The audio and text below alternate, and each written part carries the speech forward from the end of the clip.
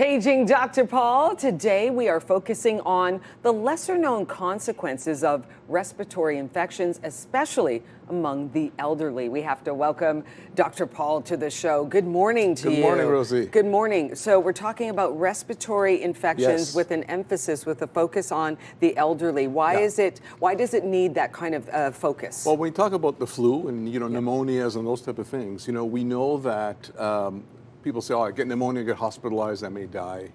Those are the sort of the acute consequences people talk about, but there are lesser known, longer term consequences, which actually are better, add to the reasons why you should be vaccinated, really, to prevent these things. So for influenza and pneumonia, we do know that there are longer term conseconsequences.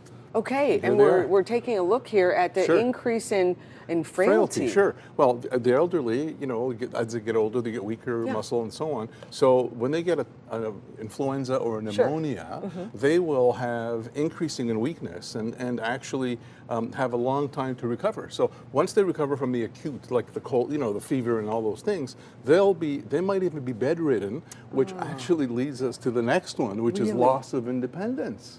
Oh, so it really has a lasting effect, a debilitating effect. Exactly, and people don't realize that, right? So yes, you feel lousy for a week or two, but then in younger people, they go back to work and back to their activities. They get over it, it seems. But the elderly takes a long time to recover. Some of them are bedridden for a month or two and lose their independence. Some have to be even admitted to rehabilitation homes to recover. So people don't realize that, with those infections, you get those longer term complications. And that's why I wanted to talk about this today. Yeah, very important. When you say loss of independence, I think everybody's ears kind of perk up and go, wait a minute here, we don't want that. Exactly. So preventing that would be to get vaccinated. So again, get your yearly flu shot. Okay. And if you're 65 and over, there's a pneumonia vaccination, pneumococcal pneumonia that you should be getting. And this will prevent or decrease the effects, the longer term effects. Okay. And next up, we're talking about? And again,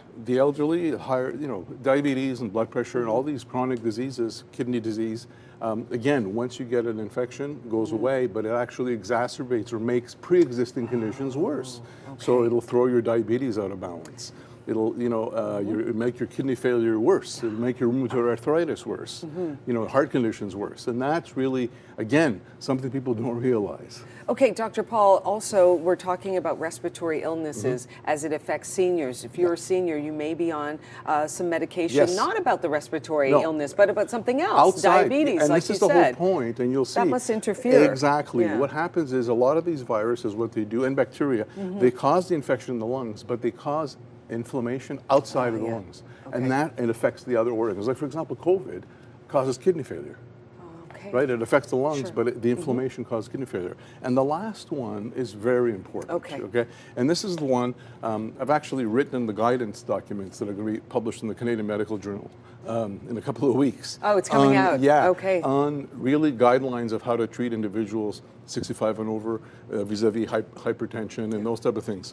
We do know that after pneumonia, after influenza, there's a higher risk of heart attack, higher risk of stroke, and a high risk of dementia. And this is proven by multiple studies to the point that now we have guidelines that will be published very shortly that will actually, recommend to physicians to make sure that 65 and over, make sure you recommend the flu shot every year and make sure they get their pneumonia vaccine. And that's really important. Really important because the increased risk of heart attack and stroke comes from, in part, the inflammation that's caused by this. And it affects the lungs, it affects the heart, and then the heart can it can actually cause a stroke. If the heart has, clots in it, it causes a stroke, and more strokes lead to dementia. And these are studies that we've had over the last 20, 30 years.